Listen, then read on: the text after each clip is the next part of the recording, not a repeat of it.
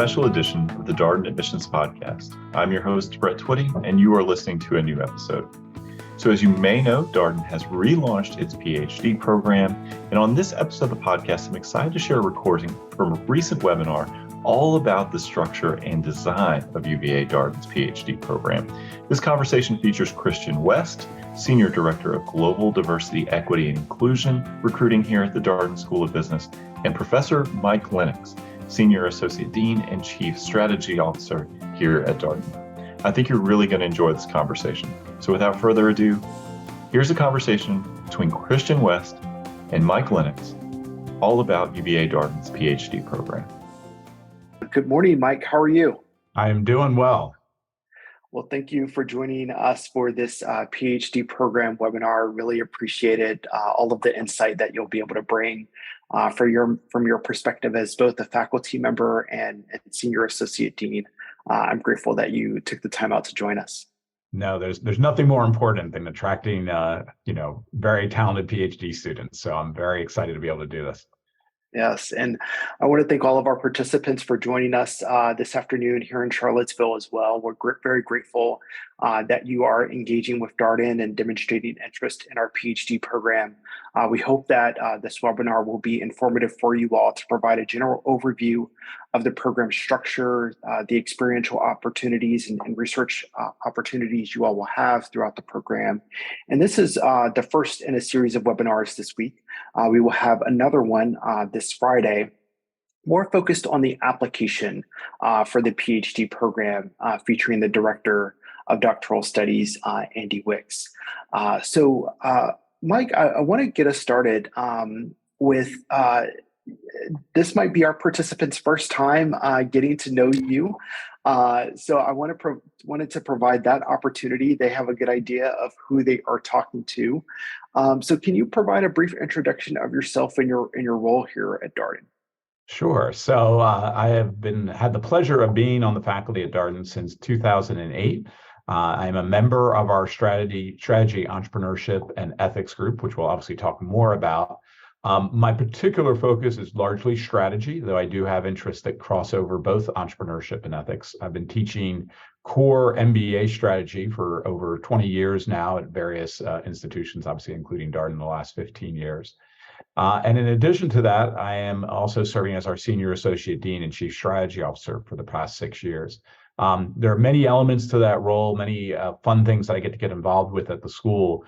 But probably most relevant to our discussions today is I oversee our research centers of excellence, and I also oversee something called the Office for Research Services, which provides research support to faculty and doctoral students and the like in the enterprise there. Awesome. Thank you, Mike. We're going to talk more about those research centers of excellence in a bit. Considering that the PhD program is intended to provide PhD students an introduction to the academy, essentially following a path that you followed to the faculty, I'm curious about your journey to the MBA faculty. What path did you take to ultimately arrive here at Darden? Yeah, my path was not a linear one by any means. For those of you who maybe have a less traditional path, we're excited to see you as well. I actually started off as an engineer. I did both my bachelor's and master's in engineering in the field of systems engineering, more mathematical kind of field of engineering.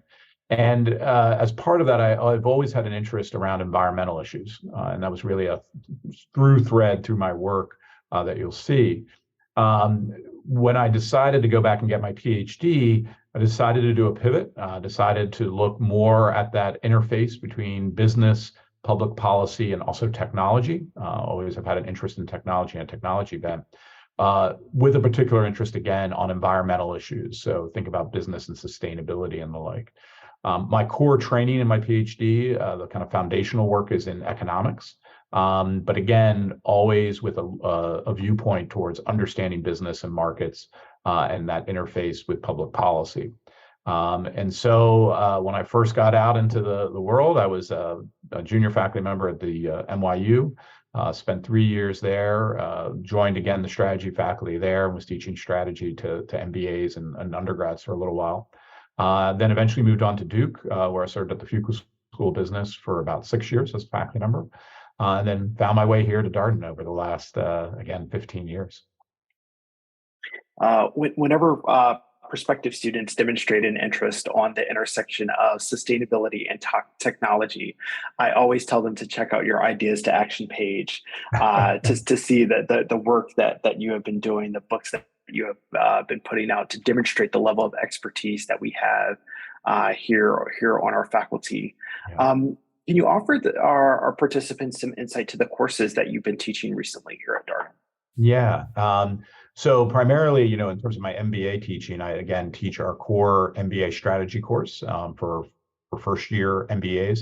But in addition to that, I teach an elective called Strategy in the Digital Age. So in addition to my interest around sustainability, as I mentioned, I also have had a strong interest around technology, especially digital technologies.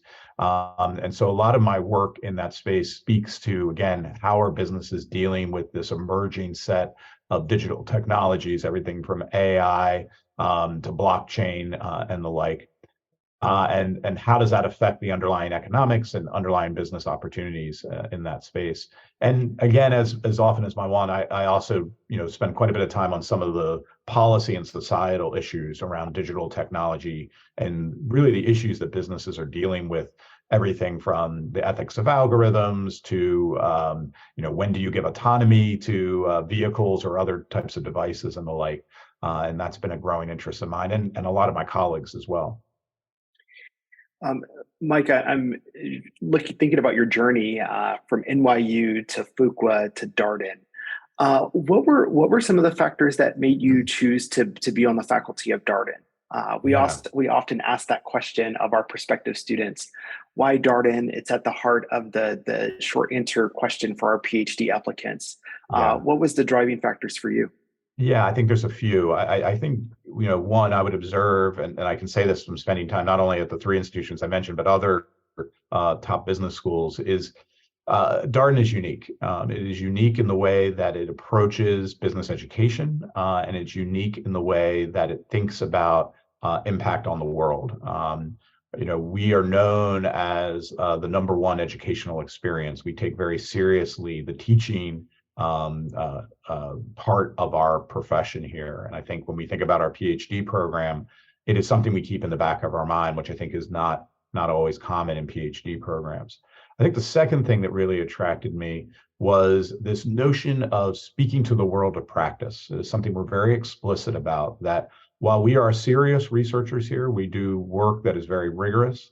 We also always have an ear turned to the real world and what is the impact our work is having on that broader real world. So Darden is the type of place that values scholarship broadly defined, thinking about, I've written a number of books in recent years, which isn't necessarily the most common way of doing scholarly output, but that's an opportunity that I would have at a place like Darden. Darden is a place that thinks broadly about the role of business in society. What are the impacts that business has on, in my case, sustainability or the environment or any number of other issues. And I love the fact that as a faculty, we are not siloed. And we'll talk more about the program. And of course, we have our different areas and different areas of focus. But generally, as a faculty, we collaborate across boundaries. I work with colleagues in our technology and operations group. I work with colleagues in our marketing group and so on. And that really just broadens your aperture for what is possible and what the interesting questions are. So it's just a very vibrant environment as a result of this. Mike, that gives me a great transition to talking more about the faculty. So for this iteration of PhD, our PhD cohort, we're enrolling students for both the strategy, ethics, and entrepreneurship area and the quantitative analysis area. Yeah. I was wondering if you can talk about your colleagues in those two areas, some of the research initiatives that they have, and maybe a couple of shout outs to particular faculty members to give our participants some insight of who they may have the opportunity to work alongside. Yeah, well, let's start with strategy, entrepreneurship, and ethics. And you highlight two of my colleagues here. again, we are one integrated unit, but the faculty tend to lean on one area or another. Like I said, I kind of self-identify as a strategy scholar. Sarah is a great example of one of the world-leading entrepreneurship scholars. She has done some work, some pioneering work on, in essence, what makes entrepreneurs successful, or what are the factors that drive successful entrepreneurship. And she has a theory, affectionately called effectuation, which describes a process of entrepreneurship that arguably is maybe a little different than the kind of historical anecdotes that people had had. This work has been incredibly influential. She's probably one of the most cited faculty, period, in the entrepreneurship field, but even more broadly in business education. And has spurred literally hundreds of other faculty to kind of follow and advance further her work on this idea of effectuation. Ed Freeman is another luminary in the field. Ed primarily identifies as a business ethicist, though his interests are wide, ranging. He has published hundreds of volumes, very prolific. He is arguably, maybe not even arguably, definitively the forefather for what is called stakeholder theory. And this is an idea and a vision that he had, going all the way back into the 80s, talking about a new way to think about the role of capitalism and the importance of the vast array of stakeholders that businesses face, including, of course, employees, but also what we might call secondary stakeholders, policymakers, activists, communities. And that at the end of the day, what businesses do is they manage this vast array of stakeholders and try to advance their interests. And it's often framed as a counter to what is often attributed to Milton Friedman, the kind of shareholder primacy argument that the only role and purpose of business is to maximize shareholder returns. And Ed has really been on the forefront of a counter movement that suggests, in fact, it's a much broader purview. And this has really become central to a lot of what's happening in the business world today. If you're familiar with ESG, the environmental, social, and governance movements we've seen in investing and in corporate America, a lot of that grows out of some of Ed's original work there.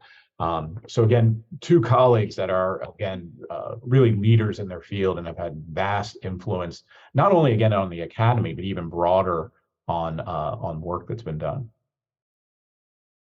And what about some folks in the quantitative analysis area? It's a burgeoning academic area for us here at Darden, and some really interesting work that those faculty are doing. Could you highlight one or two faculty in that area as well? I feel some affinity to this group because it has some overlaps with my systems engineering training and background. The QA group is a longstanding group at Darden that has multiple intersecting interests. Think about things like decision theory. How are decisions made and analyzed within organizations? They do work on data science and the application of data science to any number of decision problems that businesses face. And I think increasingly, kind of related back to what I was saying about the digital age, they're on the forefront of thinking about techniques like AI, again, blockchain, the application of these, but also the societal and business implications of these technologies. So similar to SEE, I would say it's an interdisciplinary group with wide-ranging interests that cover a number of quantitative areas as it applies to issues and problems that society is facing. And one of the things that I try to impress upon Darden students is that while we offer a really compelling experience here within the halls of Sanders Hall or Sands Capitol Grounds up in Roslyn, by joining Darden, they're joining the larger University of Virginia community where we have 12 other academic schools, and there is this interdisciplinary conversation happening between all of the schools. I was wondering if you could provide our participants an example of faculty working alongside other faculty members from other departments and academic units to really demonstrate the university resources that would be available to them by joining the larger UVA community. Yeah, well, let me, first, before answering that specific question, more broadly, as you're considering, PhD programs and specifically why to get a PhD in a business school of this nature, I think it's fair to say that all business school oriented research has foundations in kind of core academic disciplines. Again, I would describe myself as an economist. Ed would describe himself as a philosopher. People have backgrounds in psychology, sociology. In the QA group, they have backgrounds, again, in data science and statistics. Those core areas inform what we do and often provide part of our intellectual home.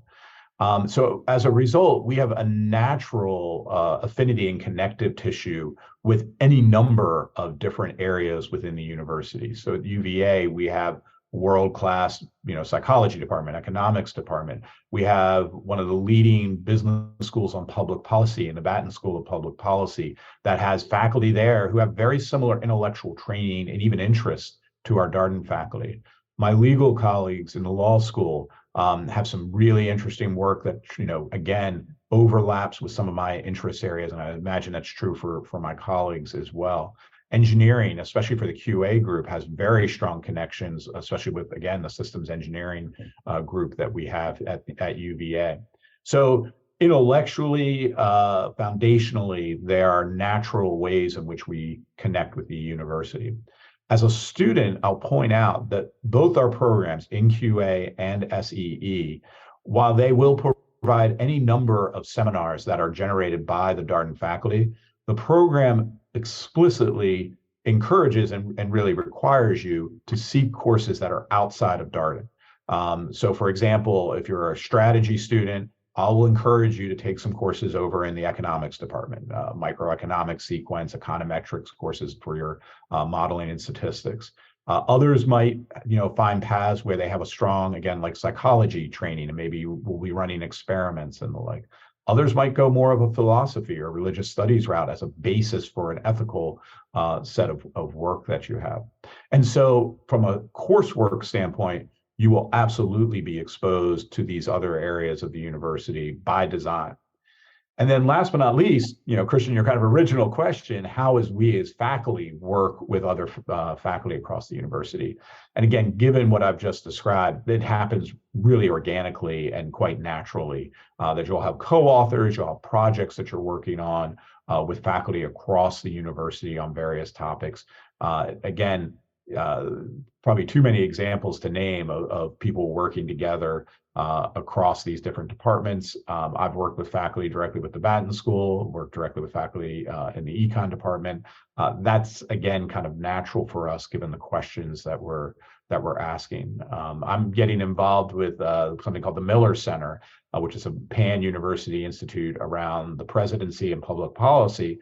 And in particular, I'm getting involved with issues that are really fundamental around capitalism and democracy. Again, these are the types of big picture questions that we're able to pursue at Darden, and again, leverage the resources of the rest of the university. Yeah, Mike, the Democracy Institute is getting a lot of attention right now here at UVA. And of course, there's an obvious intersection with the work that we do here at Darden and the way that we think about the conversation between democracy and business and commerce. So that's good to hear. So all of our faculty have active research agendas, and they have to have some type of research infrastructure to help facilitate that. And you mentioned this a little bit earlier in our conversation about our research centers of excellence. And I'd like to turn there to talk a little bit about that infrastructure and how our PhD students might interact with all of the research centers that we have here at Darden. Yeah, absolutely. I would actually highlight, two kind of classes of organizations. So not on the slide right now, but we have stood up something called the Office for Research Services in recent years, which is very instrumental in helping faculty conduct their research. But as you imagine PhD students, you will also have access to that. And when collaborating with faculty and the like, be using the resources of what we affectionately call ORS. What does that mean in reality? Well, I'll give you one example. If you are a behavioralist, if you're someone interested in running experiments with students and the like, there is a behavioral lab that we have, which is fully staffed and can help run those experiments for you. So as a thought leader, conceiving of experiments to be run, and then they can help execute, find the participants and run those efforts for you. We're also standing up what we are actually calling a data lab, which is basically a set of resources computationally and also people to help with large-scale data projects that might require scraping the internet for particular pieces of data or organizing large data sets that can be easily accessed in the cloud. So that's a real foundational set of support that we provide our researchers. In addition to that, then, as we have on the slide, we have 3 major institutes that are supported, and each of those have many tentacles that go into different topics. But we, by design, wanted not to have dozens of different research centers, but to have some really large institutes that could do some really broad topic issues. So first and foremost is our Batten Institute. I actually ran our Batten Institute for about 7-8 years, serving as an academic and executive director. The Batten Institute is focused on entrepreneurship, innovation, and technology. So again, for the SEE group, these are critical areas, but even the QA group as well, these have some significant overlap. One of the things we try to do with all of our institutes is they are not beholden or within a particular academic area. They, again, are trying to serve the totality of the Darden School across all of our interests. So the Batten Institute might collaborate with one of our marketing faculty on an area around innovation in digital marketing. Our Mayo Center is our probably closest to kind of a financial center focused on asset management. They are actually now reaching out to a broader set of questions around private markets, things like private equity, venture capital. For the programs that we're running, there are some natural affinities here. Again, I mentioned ESG, big movement here in the financial services industry, in the asset management field. Mayo is one of the leaders there, and there's a real nice synergy with the work that, for example, some of my SEE colleagues and myself are doing, which maybe speak more from the corporate side, but interfaced with that investment community.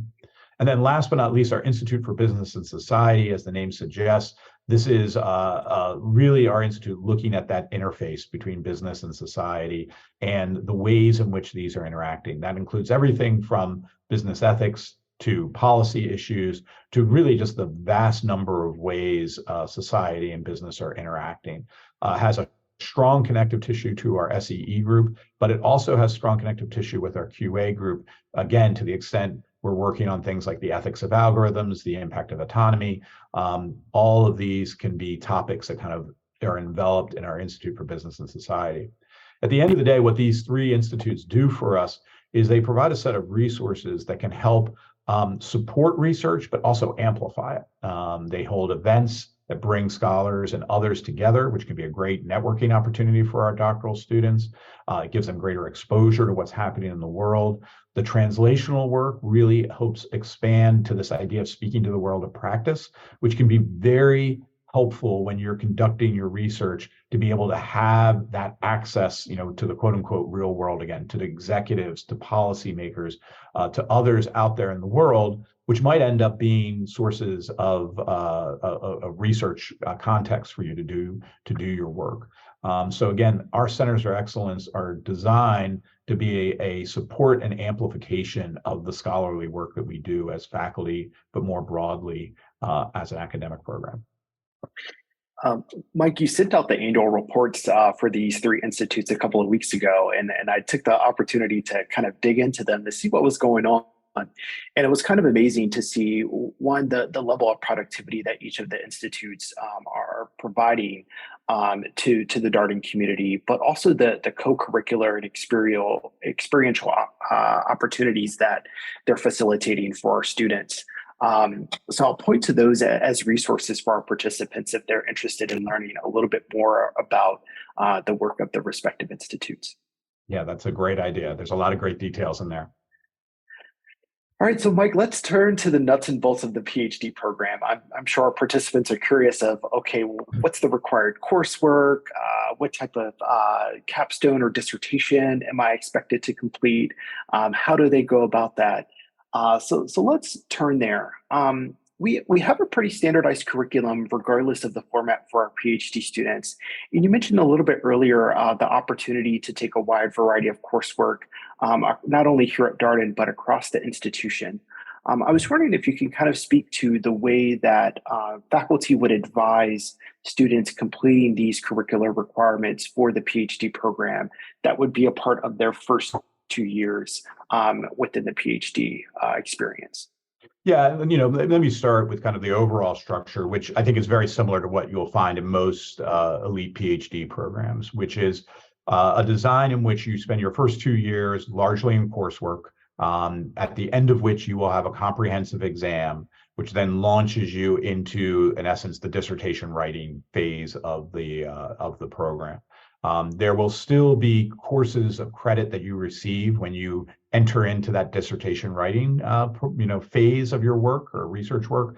A lot of them, though, are just kind of more free-form research courses that you are getting credit for. So let's focus on those first 2 years where the bulk of your coursework will be done and credit bearing coursework will be done. As I mentioned before, by design, you will need to take courses outside of the Darden School. And again, largely in disciplinary tracks, depending on where your interests lie.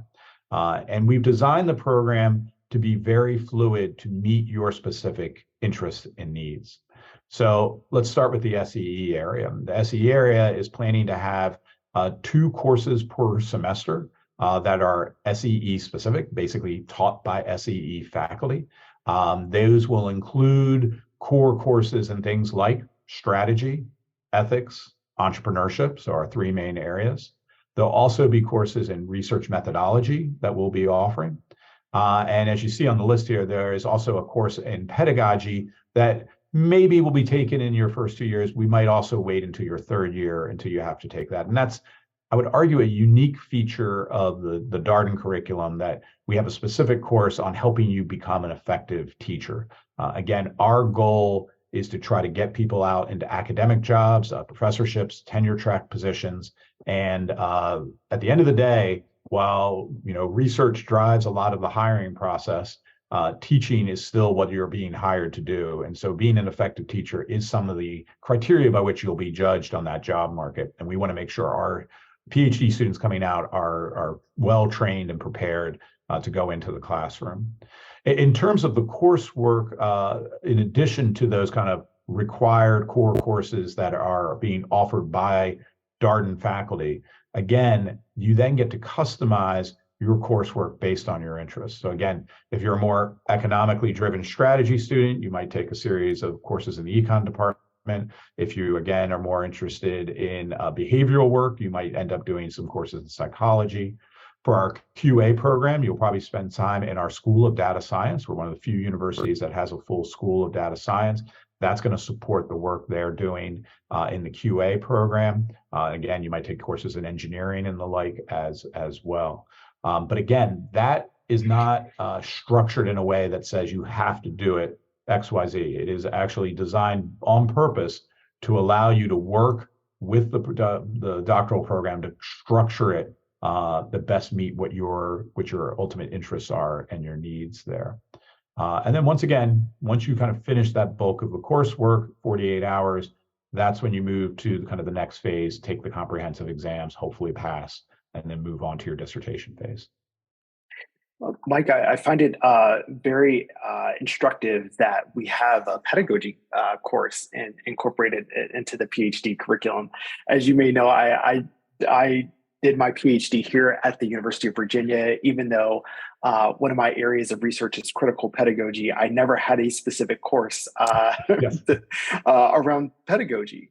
And given that we do utilize the case method of instruction here in the majority of our curriculum at Darden, I was wondering if you could amplify that for our participants and as a unique opportunity or a demonstration of learning for a unique teaching style that we have here. Well, I should probably first clarify that the doctoral seminars that you'll be engaging in, especially those sponsored by the Darden faculty, are going to be small numbers. And so they'll tend to be small group seminars. And this is why we cohort our admittees to try to build a little scale. But there'll be 12 or less people probably in most of those seminars, which again isn't uncommon amongst doctoral programs. So those will be in many ways very similar to the case methodology in the sense that heavy reading and discussion oriented courses. In terms of the general philosophy at Darden, and again, why we're one of the global leaders, I think, in teaching and education, is that we do adopt this case-based method for our MBA students. We are one of arguably two, maybe a little more, who kind of take that exclusive approach, HBS being another one. What I think is distinctive about the Darden approach is that we really emphasize this idea of student-centered learning. And the case is just a manifestation of this idea that to be a little provocative, lecturing is dead, right? Lecturing in a world in which a camera can be placed on you and record what you do suggests that what you need to do in the classroom is something distinctive from that. And so as a result, there's all this work and people talking about flipping the classroom so that you have more engagement and discussion. At Darden, we've been flipping the classroom since day one for over 60 years, and it's just been part of our DNA. So I think if you come to Darden, you do get a fairly unique and different way of thinking about teaching that will really serve you well in your career moving forward. Because again, while most schools are will put a lot of emphasis on your research and your research record, as they should, they're also trying to fill a teaching position. And so they'll be looking for effective teachers. I also just personally find that the general philosophy of how we approach things in the classroom actually spills over to my research as well. And it's, again, about this idea of speaking to the world of practice. How do you have relevancy in what you do? Academia, as you can imagine, can get very esoteric. We could do work that can be sometimes hard to see its practical implications. I do some work, just in full disclosure, that is mathematical modeling that to the average layperson would be very hard to penetrate. But in the back of my mind, as I'm pursuing that work, is always thinking about, well, what are the implications of this? What are the recommendations that might come out of this that I would make to a manager or a policymaker? And I think that desire to kind of keep ourselves grounded really leads to, I would like to believe, more impactful research at the end of the day. Thanks, Mike. So I have a couple more questions for you, but I want to acknowledge for our participants, we have reserved the last 10 minutes of this webinar for open Q&A. I see quite a few questions already rolling in. So if we haven't covered something that is already on your mind, feel free to drop it into the Q&A and be sure to address it before we end our time here. Mike, I want to talk about outcomes from the PhD program. As folks graduate and receive their degree, where do they go post Darden? We have a couple of profiles for our PhD alumni available on the website, and we've done some full-length podcasts for them. So I'll point those as resources for our participants. But having seen quite a few PhD students come through the program, what are they doing afterwards? Well, once again, I think it's fair to say that our primary goal is to produce future faculty. And so it is not to say that students who choose to go other trajectories are viewed anything less than a success in their chosen endeavors. But at least the dominant perspective is to think about tenure track positions at other business schools. I can speak to my own advisees that I've had over the years. I've placed students of mine at Stanford, at Wharton, have students at University of Colorado, at Babson. And again, that's a lot of what we're trying to do with this program, and what you'll be trained to do. You'll be trained to do academic research and be able to function in an academic environment, teaching and research in those environments. Not surprisingly, though, the work we do and the position in business school does sometimes open up opportunities in the again, quote unquote, real world, in the business world or other that some of our students have availed themselves to, and that's a fine outcome as well. Awesome. Thanks, Mike. All right. Well, we could not have a webinar without talking about Charlottesville, our location here at the university. Darden is pleased to have teaching coming out of two locations, both here in our campus in Charlottesville, but also Roslyn. But to my understanding, the majority of the PhD coursework will be here in Charlottesville for at least those first 2 years.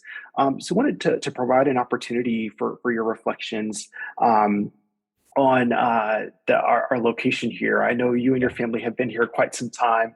I've been a student here in Charlottesville 3 times over, so have a little bit of a different experience. But especially given the research infrastructure that we have here at the University of Virginia, it being located in a college town, how might our location really facilitate a significant learning experience for the PhD students here?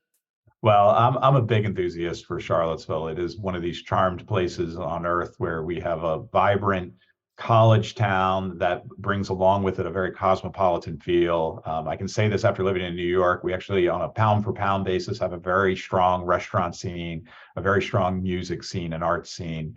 That all adds to, I would argue, the intellectual vibrancy of the town. If we look at just the per capita PhDs in Charlottesville, it's very, very high, as maybe one would imagine at a school like UVA in a smaller town. But again, it has amenities that hit way above its size. We're roughly about 100,000 people in the general area here. But what you have is if you're into physical beauty, the great outdoors, as it says on here, is amazing. Just an absolutely beautiful place in the world. Access to any number of outdoor activities. As I mentioned, again, it's a vibrant cosmopolitan city that brings along with it all the things you would have mentioned. I can speak specifically to the entrepreneurship and the entrepreneurial ecosystem we have here. It's something I've been involved with for many years, especially with my time at the Batten Institute. We are perhaps a well-kept secret, but we are arguably, one of those handful of emerging entrepreneurial ecosystems in the world.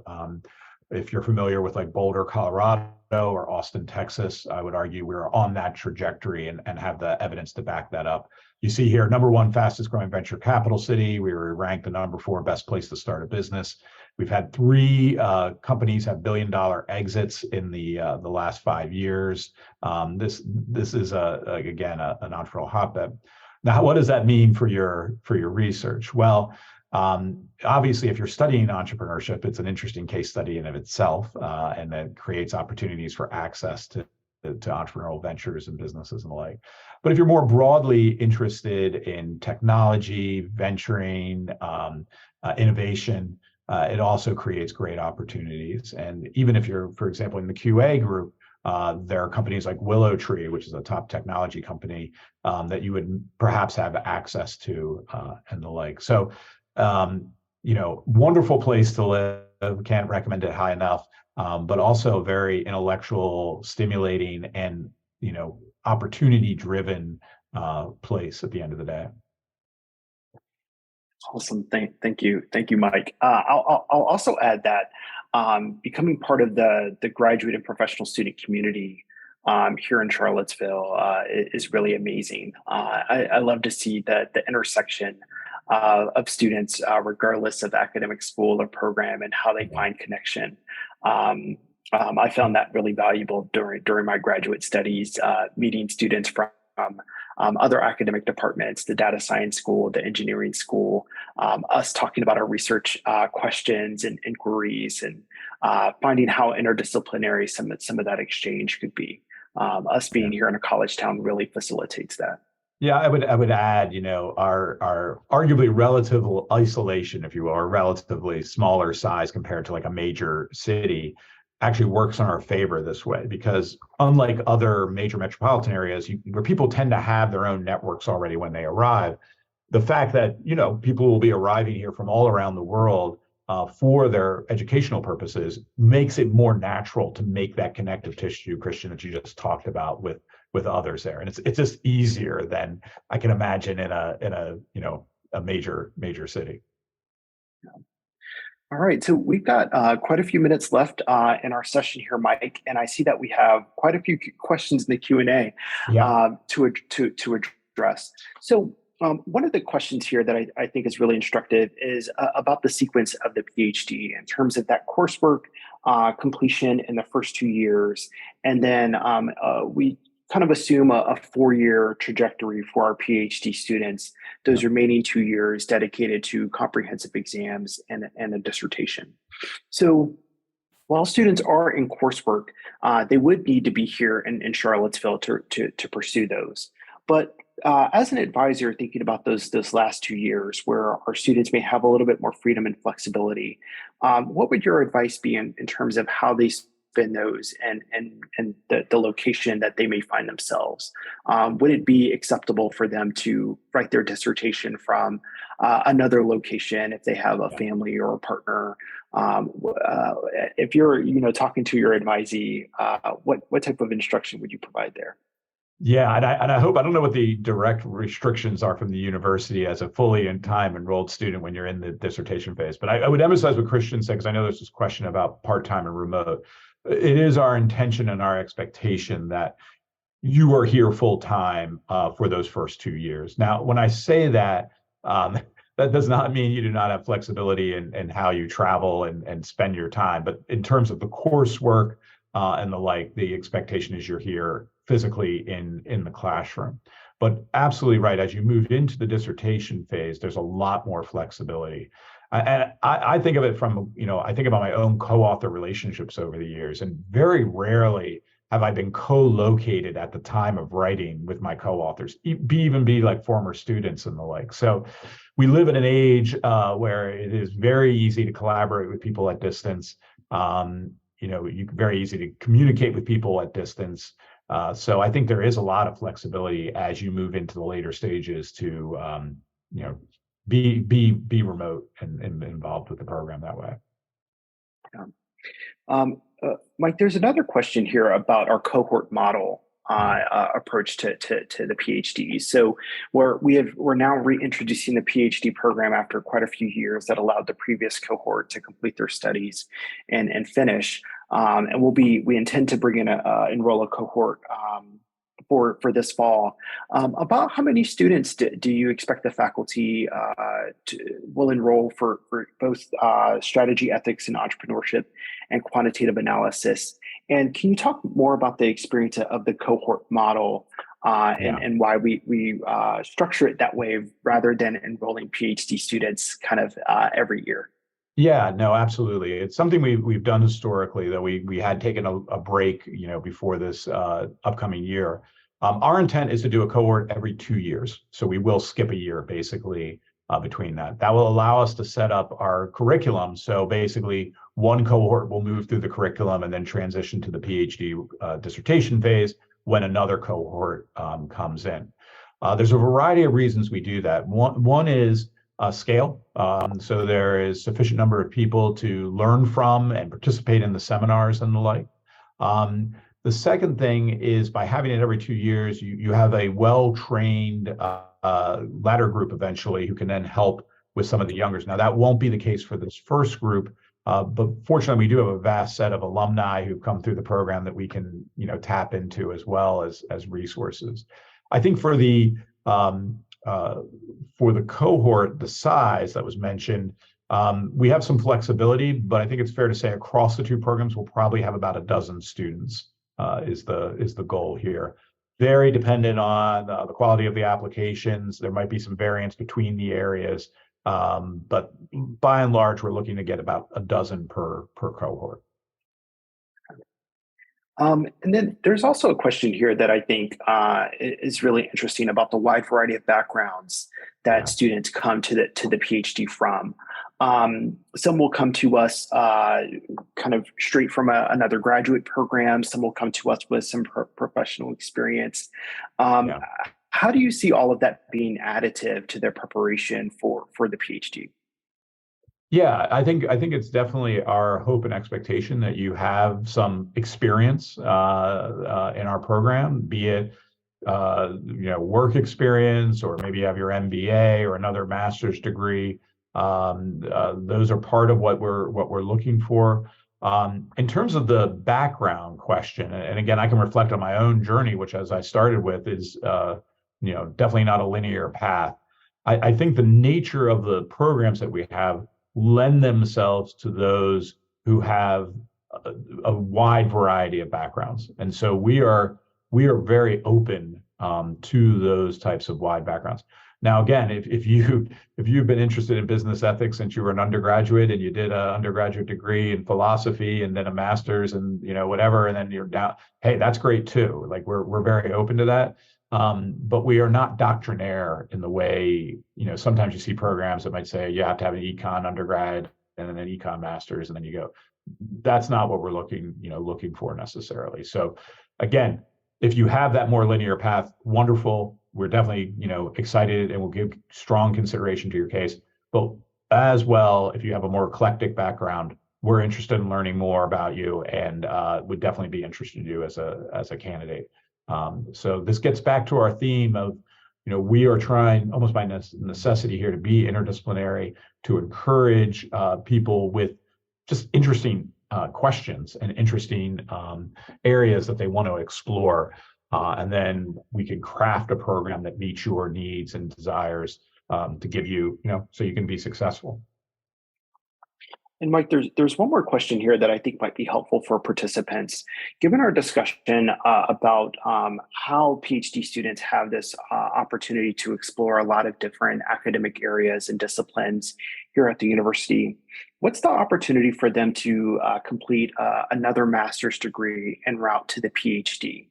Is that something that you've seen students accomplish before in other departments? The one thing, we've done more formally, we haven't done as much with people getting a master's degree in let's say another school, though those possibilities do exist. It's just a question of, time and the like. What we have done in the past is there have been students who completed the MBA and then got their PhD in business. And there are structures by which that could occur and can be accommodated. It usually adds a little length to your program, at least another year. But we are definitely open to those possibilities. I can, suggest you reach out if that's something that's of interest to you. Okay. All right, Mike, any parting words to our participants as we wrap up here and as they consider Darden for the PhD? I'm just looking at some of the questions here. There is this question about funding, and I will just say we basically fully fund our students. There is a tuition reimbursement, and we also provide a stipend. So it is a very generous offering that we have for our students. We also support some of the research and travel as well. So it is a good deal, I will say, in our PhD program. Yeah, just coming off my PhD, it was quite unique to be able to just pay to think and study. Exactly. Yeah. And look, it speaks to the resources we have, of course, but it just also speaks to our desire that we don't want you to get bogged down on that, right? I don't want that. We don't want that to be the deterrent from you from pursuing our program. We want high quality individuals who are going to do interesting, impactful work in the world. And that's our goal. It's our mandate and what we're able to do. Okay. Well, I do want to acknowledge that we've come to the end of our time. Also, we will have another application workshop this Friday with Andy Wicks for some of those nuts and bolts questions about the application, like submitting standardized test scores, how should you shape your CV in preparation for the application, responding to that personal statement question. We will also record that one and have it as a resource for all of our interested prospective students as well. So Mike, I want to thank you for this conversation this afternoon. I found it really enlightening as I learned more about the way that we structure our PhD program. I hope our participants have found it informative as well. So really appreciate your engagement. I want to thank everyone for attending this afternoon. Please continue to engage with us as you learn more about the Darden PhD. I serve as the lead member from admissions, supporting all of our prospective PhD students. So I'm happy to help in any way that I can as you consider applying for our program for next fall. But Mike, thank you again. And I'm sure I will see you around Saunders Hall soon. Thank you, Christian. I enjoyed it. And that was a recent conversation between Christian West and Professor Mike Lenox, all about UVA Darden's PhD program. As always, if you have any comments, suggestions, requests, anything you'd like for us to cover here on the podcast, we're all ears. We can be reached at Darden, that's DARDEN, @virginia.edu. Until next time, stay safe, be well, and thanks for listening.